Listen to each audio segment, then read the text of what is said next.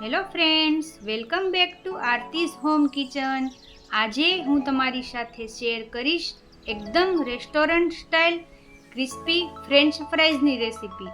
બહારથી એકદમ ક્રિસ્પી અને ખાવામાં સોફ્ટ રેસ્ટોરન્ટ સ્ટાઇલ ફ્રેન્ચ ફ્રાઈઝની બનાવવાની આ રીત 100% ફૂલ પ્રૂફ છે. રેસ્ટોરન્ટ જેવા ક્રિસ્પી ફ્રેન્ચ ફ્રાઈઝ બનાવવા માટે આજે આપણે અમુક ટિપ્સ અને ટ્રિક સાથે બનાવશું. તેનાથી દરેક વખતે તમારા ફ્રેન્ચ ફ્રાઈઝ એકદમ રેસ્ટોરન્ટ જેવા બનશે. બહારથી ક્રિસ્પી, ખાવામાં સોફ્ટ બનશે. સૌથી સરળ રીતે ચાલો રેસીપી શરૂ કરીએ. રેસીપી ગમે તો વિડીયોને લાઈક કરજો, શેર કરજો અને આવા જ નવા વિડીયોને જોવા માટે મારી ચેનલને સબસ્ક્રાઈબ કરી બેલ આઇકોનને જરૂરથી પ્રેસ કરજો. તો ચાલો રેસીપી શરૂ કરીએ. એકદમ restaurant style crispy french fries બનાવવા માટે મેં અહીંયા 2 મોટી સાઇઝના બટેટા લીધા છે. ફ્રેન્ચ ફ્રાઈઝ બનાવવા માટે હંમેશા થોડી લાંબી સાઇઝના બટેટા પસંદ કરવાના.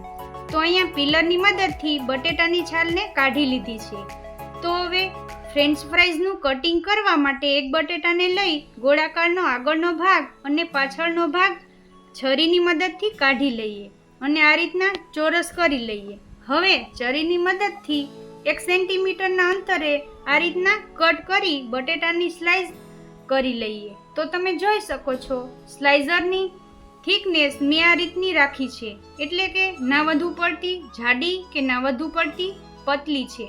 હવે આ સ્લાઇસમાં ફરી પાછું 1 સેન્ટીમીટરની સાઇઝના અંતરે આ રીતના કટ કરી લઈએ.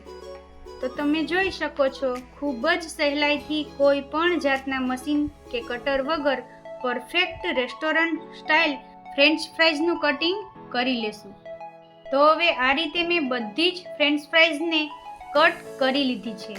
કટ કરેલી ફ્રેન્ચ ફ્રાઈઝને આ રીતના પાણીમાં નાખી ધોઈ લઈએ. તો ફ્રાઈઝની ઉપર રહેલો સ્ટાર્ચનો ભાગ કાઢવા અને ફ્રાઈઝમાં રહેલું પાણી એકદમ ક્લિયર કરવા માટે કદાચ આપણે ફ્રાઈઝને ધોવાનું કામ 1 થી 2 વાર કરવું પડશે.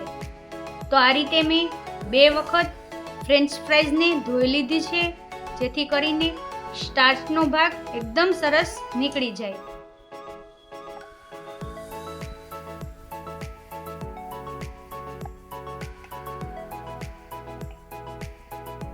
હવે મેં અહીંયા મીડિયમ ગેસની ફ્લેમ પર પાણીને ગરમ થવા માટે રાખેલું છે.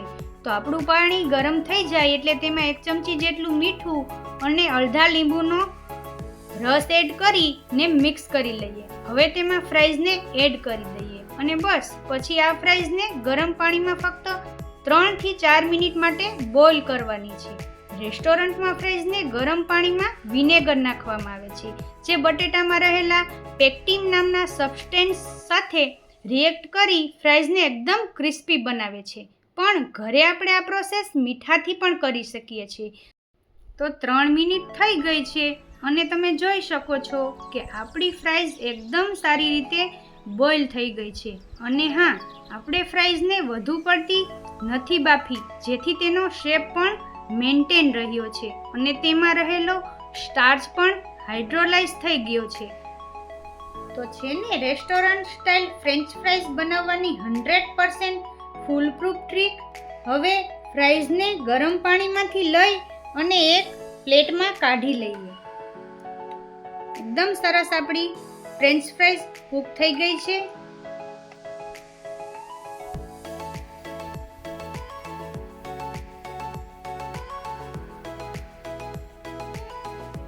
માત્ર 2 થી 3 મિનિટ માટે જ આપણે કૂક કરવાની છે, વધારે નથી કૂક કરવાની. એ વાતનું આપણે અહીંયા ખાસ ધ્યાન રાખવાનું છે. તૈયાર થયેલી ફ્રેન્ચ ફ્રાઈઝને આપણે એક કોટનના કપડા ઉપર આ રીતે ફેનની નીચે પાથરી દેશું અને થોડી 2 થી 3 મિનિટ માટે સુકાવા દેશું, જેનાથી ફ્રાઈઝ ઉપર રહેલું બધું જ પાણી એબ્ઝોર્બ થઈ જાય છે અને આપણી ફ્રાઈઝ ડ્રાય થઈ જાય છે. તો આપણી બોઇલ થયેલી ફ્રેન્ચ ફ્રાઈઝને તમે આ સ્ટેજ પર 1 કલાક માટે ફ્રીઝરમાં પણ રાખી શકો છો. 2-3 મિનિટ થઈ ગઈ છે અને ફ્રેન્ચ ફ્રાઈઝ આપણી સરસ ઠંડી થઈ ગઈ છે. તો હવે આપણે તળી લઈએ. રેસ્ટોરન્ટ જેવી ક્રિસ્પી ફ્રેન્ચ ફ્રાઈઝ બનાવવા માટે તેને 2 વાર તળવામાં આવે છે. તેમાં પહેલી વાર તેને મીડિયમ ટુ લો ગેસની ફ્લેમ પર તળી અને અંદરથી કૂક કરવામાં આવે છે. તમે જોઈ શકો છો કે ફ્રેન્ચ ફ્રાઈઝ એકદમ સારી રીતે તળાઈ અને અંદરથી કૂક થઈ ગઈ છે. આ પ્રોસેસમાં ફ્રાઈઝને એકદમ બ્રાઉન અને ક્રિસ્પી નથી કરવાની. બસ આ રીતની થાય એટલે કાઢી લેવાની. અહીંયા આપણે ફ્રેન્ચ ફ્રાઈઝને ટીશ્યુ પેપર પર નથી લેવાની. તો તમે જોઈ શકો છો કે આપણી ફ્રેન્ચ ફ્રાઈઝનો કલર વ્હાઈટ છે, પણ તે અંદરથી એકદમ પરફેક્ટ કૂક થઈ ગઈ છે. જો તમારે બાળકો માટે વધુ ક્વોન્ટિટીમાં ફ્રેન્ચ ફ્રાઈઝ બનાવવી ને સ્ટોર કરવી હોય તો આ રીતની એકવાર તળાયેલી ફ્રેન્ચ ફ્રાઈઝને ઝીપલોક બેગમાં ભરી દેજો અને તેને ફ્રીઝરમાં રાખી 1 મહિના સુધી સ્ટોર કરી શકો છો. અને જ્યારે બાળકો ફ્રેન્ચ ફ્રાઈઝ બનાવવાનું કહે ત્યારે ફટાફટ તળી અને સર્વ કરી શકો છો.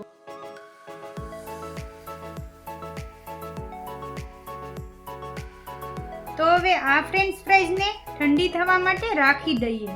તો આપણી ફ્રેન્ચ ફ્રાઈઝ સારી રીતે ઠંડી થઈ ગઈ છે. તો હવે મેં અહીંયા હાઈ ગેસની ફ્લેમ પર તેલ ગરમ થવા માટે રાખી દીધું છે. તો આપણું તેલ ગરમ થઈ ગયું છે. હવે ફ્રાઈઝને તેલમાં એડ કરી દઈએ. આ પ્રોસેસ સૌથી છેલ્લી અને ઇમ્પોર્ટન્ટ છે.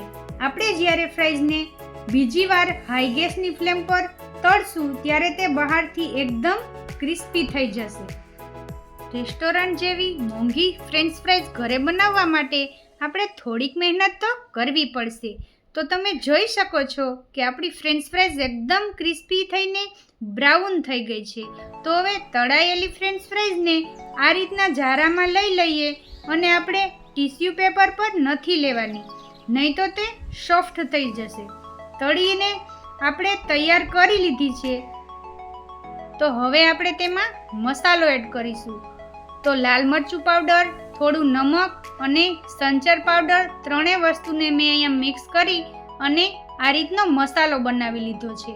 તો આપણે ઉપરથી થોડો સ્પ્રિંકલ કરી લઈએ અને આ રીતે સરસ મિક્સ કરી લેશું. તમે તમારી પસંદ મુજબ મસાલો એડ કરી શકો છો.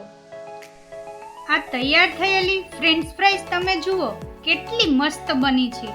જોતાં જ ખાવાનું મન થઈ જાય છે ને. આ રેસ્ટોરન્ટ સ્ટાઇલ ફ્રેન્ચ ફ્રાઈઝને તમે બાળકોના ટિફિન બોક્સમાં પણ આપી શકો છો અથવા તો તમે વ્રત કે ઉપવાસમાં પણ ખાઈ શકો છો. જ્યારે પણ હલકી ફૂલકી ભૂખ લાગે ત્યારે બનાવીને ખાઈ શકો છો. તો આ રીતે તમે પણ એકવાર જરૂરથી ટ્રાય કરજો અને તમારો અનુભવ મને કોમેન્ટ બોક્સમાં જરૂરથી જણાવજો. આ ફ્રેન્ચ ફ્રાઈઝને આપણે ટમેટો કેચઅપ સાથે સર્વ કરીશું. રેસીપી ગમે તો વિડીયોને લાઈક, શેર અને સબસ્ક્રાઈબ કરવાનું બિલકુલ ના ભૂલતા. તો ફરી મળીશું એક નવા વિડીયો સાથે. ત્યાં સુધી થેન્ક્સ ફોર વોચિંગ.